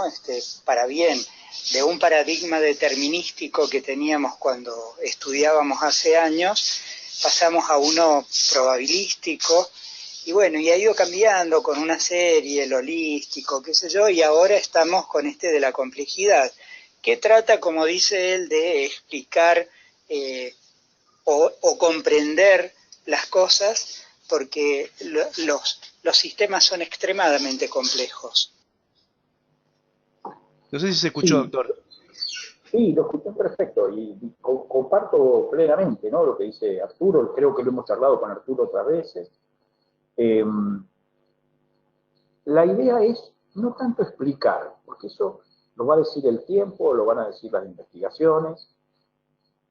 Traía a colación hoy el estudio PURE, o PURE, del cual el ECLA, el equipo de investigación de Rosario, que ha participado en múltiples estudios multicéntricos, aportó 16.000 pacientes. Es un estudio que investiga la alimentación y su importancia en la enfermedad cardiovascular y la muerte por causas cardiovasculares. ¿Por qué? Porque hay muchas paradojas. Una de las paradojas es la paradoja de la obesidad. Se considera una enfermedad, hay muchas perspectivas para mirarla, desde lo psicológico, desde lo endocrino, metabólico, desde lo conductual, desde lo sociológico, pero lo que interesaba en este estudio en particular, desde lo poblacional, para ir después a lo específico, es que rescata el comer tradicional de cada sociedad. Hay sociedades que solo comen grasas saturadas y sin embargo no tienen más enfermedad cardiovascular ni muerte. Hay otras sociedades que son vegetarianas porque carecen de proteínas de origen animal, como en la India, y sin embargo tienen mucha mortalidad cardiovascular. Hay sociedades como la francesa, la famosa dieta mediterránea, que es de Francia, Francia, Italia y España, y también está Creta, Chipre, Malta, etcétera, donde comen manteca, comen, por ejemplo, toman vino, comen mucho queso. El queso más sencillo, la relación litros de leche, kilo de queso es de 8:1, y hay algunos que tienen una relación de 40 o 60:1, o sea, es grasa pura un queso. Y sin embargo tienen menos mortalidad que otras sociedades. Entonces, se ha llegado al concepto de, primero, que hay mucho macaneo, hay mucha inexactitud en todo esto. La margarina de origen vegetal, que se vende como la panacea, es una de las peores grasas conocidas por el ser humano. Y se usa en toda la pastelería, porque abarata costos. Se frita el pescado, se frita la papa frita, etcétera, con esto. Se culpabilizó al huevo muchísimos años. Después se vio que no produce colesterol aterogénico. No produce colesterol aterogénico. Entonces, lo que se llegó a la conclusión, pero que no, todavía hay que seguir investigando muchísimo más, es que los alimentos ultraprocesados, las grasas hidrogenadas y los azúcares e hidratos de carbono refinados parecen ser los responsables de gran parte de la enfermedad cardiovascular de la epidemia de obesidad. Una de las paradojas de la obesidad es que los gordos se infartan más, pero sobreviven más que los flacos. Y esto no es fácil de explicar. Es una de las tantas contradicciones con las que nos topamos a diario. Yo cuento siempre la primera vez que vi un infarto en la década del 90, yo todavía hacía una guardia de terapia intensiva. En la década del 90 llega un muchacho vegano, no fumador, con un infarto. ¿Cómo si es vegano este tipo?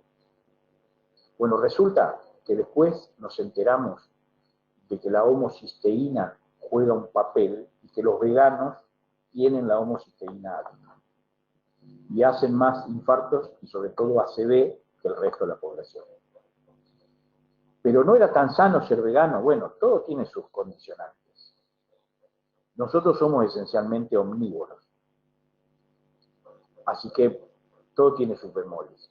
Después está el otro tema de la inflamación. Yo una vez atendí a un paciente que decía, doctor, vino la hija, doctor, usted lo vio hace 6 días y no encontró nada. Digo, no, yo lo vi por una diarrea. Y ahora lo que tiene es un infarto, no tiene nada que ver una cosa con la otra. Él vino hace casi una semana con diarrea y ahora se infartó. Digo, eso no tiene nada que ver. Y yo me quedé pensando, me pasé un mal momento, la hija como que me reclamaba. Y lo conversé con un cardiólogo amigo, muy buen cardiólogo, un tipo de mucha experiencia. Y le dije, ¿no tendrá algo de razón esta persona? Después nos enteramos de que la proteína C reactiva, un marcador inflamatorio, se ve alta con mayor frecuencia en los pacientes que se infartan. Que no todos la tienen, por supuesto, no hay una cosa unívoca, pero hoy se sabe que gran parte de la acción de las estatinas es una propiedad que actúa sobre los procesos inflamatorios de la pared. Las famosas propiedades pleiotrópicas de las estatinas, y bajan la proteína C reactiva que se encuentra elevada en los pacientes con riesgo de infarto o con infarto. Entonces, la inflamación, después vi otros, una persona con una perionitis bacteriana, una uña encarnada, o una bruta infección que se infartó, y digo, che, no tendrá algo que ver, este es otro proceso inflamatorio, y así.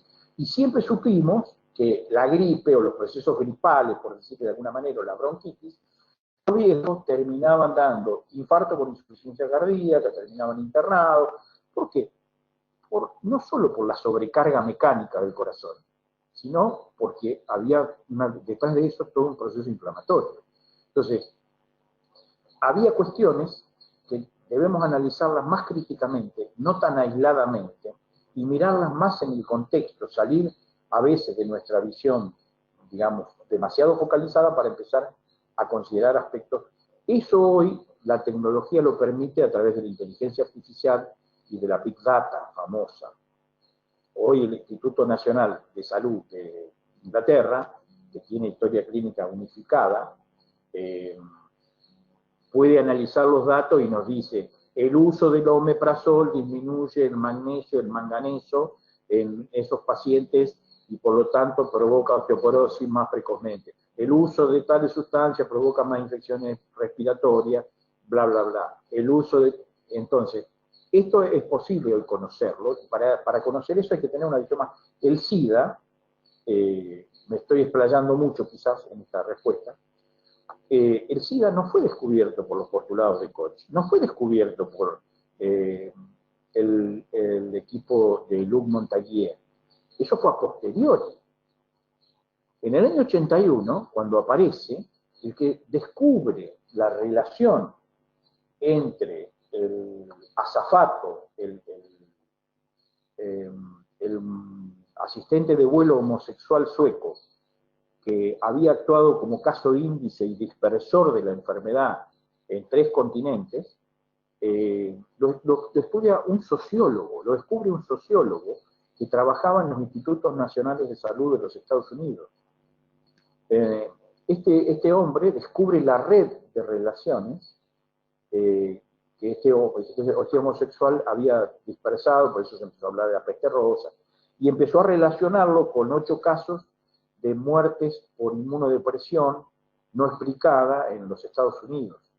Entonces, el paradigma no era el paradigma de las enfermedades infecciosas. Bastantes años después se descubre la relación, el virus, digamos, que origina la famosa disputa entre Robert Gallo y Luc Montagnier, cuando Gallo le roba las muestras a Luc Montagnier.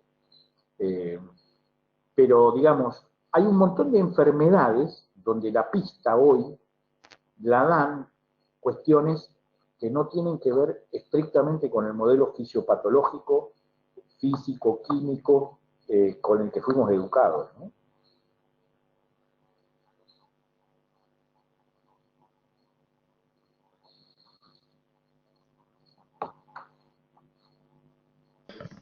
Doctor, Sí. sí, excelente exposición. Mucho agradecimiento y muchas felicitaciones de parte de todos. No, gracias por estar ahí. A todos agradezcale enormemente el de estar allí. Yo, la verdad es que no esperaba tanta concurrencia. Sí, la verdad que fue muy interesante y no tengo más preguntas, así que no sé si usted quiere, ya damos por finalizado el webinario. ¿Quiere hacer algún ¿Cómo saludo, no? algún aporte final? No sé. Un saludo a todos, un saludo a los amigos que estuvieron del otro lado, aunque algunos de ellos los conozco personalmente, a otros no, pero les mando igual un abrazo.